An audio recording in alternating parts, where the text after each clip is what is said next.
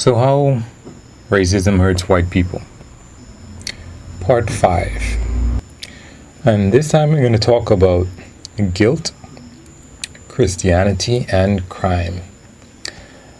Amongst the white people who feel that, guilty, for example, for the way that they might benefit from racism, for example, there is going to be a sense of guilt as to, hey, it's kind of on me, even though I am not personally responsible, but it's like I am the son of a mafioso boss, and yeah, I didn't do anything to your family to put them in the position that they're in. But your dad lost all of his business and everything else, and all these other people, things happened to them, and my family's rich because of that. That could be the sense that some white people could have, that, yeah, it's not my fault, but I do benefit from, in some way, in terms of some of my riches, perhaps, as a result of depressing the earnings and the opportunities for minorities. And I don't really hear too much of that, but I feel that it's something that might be out there, that some white people might feel that they need. Well, I don't even know that there might be anything that people actually do about it, but some white people, however many of them, probably liberals, would feel that something is owed to minorities, whether it's Native Americans or black people or, just people across the world, India, people in Africa, people wherever the case might be, who may have had to their society a detrimental effect to their society because of white imperialism and colonization, etc. People might feel guilty that they have benefited in some way from these measures, that these unfair measures, whether it's in the United States specifically, in areas where they had influence, people who know about it. And that might be some of the reason why many white people don't feel the need to bring it up. They don't want to discuss it. They don't want to talk about it because of that sense of guilt. Like, what are you going to want me to do? What am I going to have to give up? And there is that. Anytime you get to that point in the conversation, many people might feel like that. And it is not something that's necessarily a good thing for one's psyche or anything else. Even if it's something that you bury, I don't know that it's necessarily a good thing for people to have. And the only way that that's going to disappear is, finally when racism doesn't really play a role in society anymore. And the same way you look at, different colors, cats and dogs and whatever, is the same way that you look at a human being who is of a different phenotype to you. There's no baggage that comes with it. The next way that racism might hurt white people is if you believe in Christianity. In Christianity, the whole idea that Jesus talks about is that in the end, blessed are the meek, right? So the people who have been downtrodden, at the end of the day, they are going to be high in heaven, and the people who had a good time and a good life, even comparatively, will be not as good in heaven or in the afterlife. They might not have a good time. And I don't know how people manage to just put their blinders on about that. I know somebody who actually said to me that Jesus is just going to have to understand. And I don't know if they could hear the words that are coming out of their mouth with respect to what they're saying, but it doesn't make any sense. Jesus doesn't understand anything. You have to understand. That's how it goes. Me personally, I don't believe in an afterlife. But anybody who does believe in an afterlife, I don't know how they would put these things together, how it would make sense to them that there are this group of people who, and some people may understand, they might appreciate that, hey, I know that you're not the problem, but there are a lot of other people who aren't like you, and I'm sorry. I remember this one guy, he posted, he was upset because he had a discussion with his family members, and one or more of them had said that it was okay with them if minorities had to have a harder life in order for them to feel safe or to be safe. And he got really upset, and he posted that video, talking about that, and he's saying, I'm not going to break bread with anybody who has that attitude, and da-da-da-da, and da-da-da-da. And, I guess that's part of the people who, I don't personally believe it, but if you do believe in an afterlife, and you do think, and if Christianity, stuff in it is real, then there's going to be a lot of people who, as Jesus would have said, say things like, Lord, Lord, when did I see you and I didn't help you? And God is going to say, well, as long as you didn't do it to the least of your brothers, you didn't do it for me. Get away from me. And then there's going to be a lot of people who are surprised that God is welcoming them into the afterlife. And they're going to ask, I don't know that I did anything that was really great. And he's going to say, hey, as long as you did these things for the least among you, least people, then you were doing it for me. So I guess, even in the Bible, God knew, or Jesus knew, that there were going to be a lot of people who were going to say that they were Christians, but they really weren't having any of, what it really was necessary to be a Christian. Like, I think there was a tax collector who went up to Jesus and he was like, how can I be saved? And Jesus is like, well, you have to sell everything and follow me. And the guy was sad because, he was rich because he's a tax collector. And he didn't do it, I guess.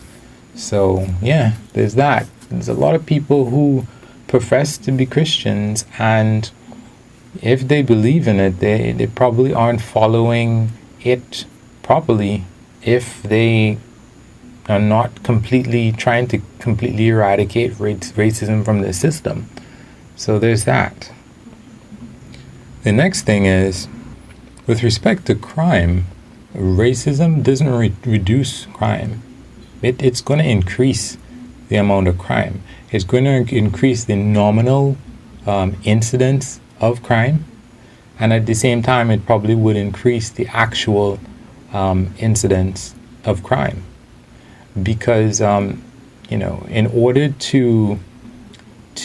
for an over-representative number of minorities to end up in prison, it means you have to over-police them.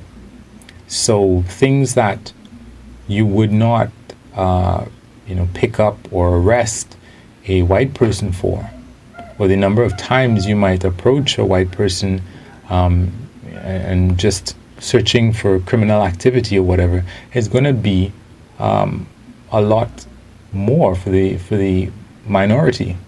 So here it is that you have a policeman who basically, let's say for example, would stop and frisk. You have to hire a whole bunch of people in order to accomplish what you want to do, which is stop and frisk every minority that you see. Because when you look for, it's kind of like what President Trump says, when you look for it, you're going to see more of it, right? Especially when people weren't doing anything necessarily, but you unearth this crime that they're doing, or you make crime. You pick up somebody, give them a ticket for jaywalking, or you just want to pat them down. And, a very small percentage of the time, you're going to find them with drugs or X or Y or Z or whatever. But because you have this recording of an increase in drug busts, then you're going to say, well, there's an increase in crime. So now we need more police.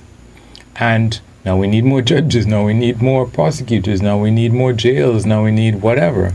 So that kind of feeds on itself. But at the same time, the minorities are no longer going to trust you. They're not going to trust the cops. So when real crimes happen, when rapes happen, when murders happen, when thefts happen, when whatever happens, the minorities are probably going to not bother to call the cops and try to take these things into their own hands and actually increase the quote-unquote crimes that are being committed. So the bad guys get to do more and more of whatever it is that they do, which is naturally going to bleed over and cross racial lines, whether in terms of, minority people in prison who take out their bad lives on the majority in prison and worsen them, that in turn increases the crimes that are committed against white people, by black people, and other minorities, and white people. So it's just more angry people out there with an increase in crime caused because of the oppression, for want of a better word, if that's not the best word, that is created by racism. So whereby you wouldn't have so many angry people walking around willing to commit a violent crime. Now you might have just an increase in violent crime because of the increase in oppression and the suppression of minority people. So yeah, it's not a good thing. Well, I have to say, at the end of the day, there were a couple of points. I think I'm pretty much at the end of what I have as a list, but there are a couple of things that probably fit in the other points that I would have gone over. And let me just go over all the points that I can remember now for why racism hurts white people. So number one, it's expensive. Because if you're going to be putting minorities in prison, you need jails, you need prosecutors, you need judges, you need all these people. And if minorities are poor, it's white people that are going to have to pay for it. Number two, there is a certain amount of fear that white people are going to have in their interactions with minorities, in just looking at the news, in any aspect where they're thinking or dealing with a minority, there's going to be that fear. Number three, racism is a distraction. It's just another thing aside from the fear, because the fear is distinct. The fear is that feeling that you have. But racism is the idea that, okay, well, this particular person, I'm not afraid of them, but I think that they're up to something. So let me be alert.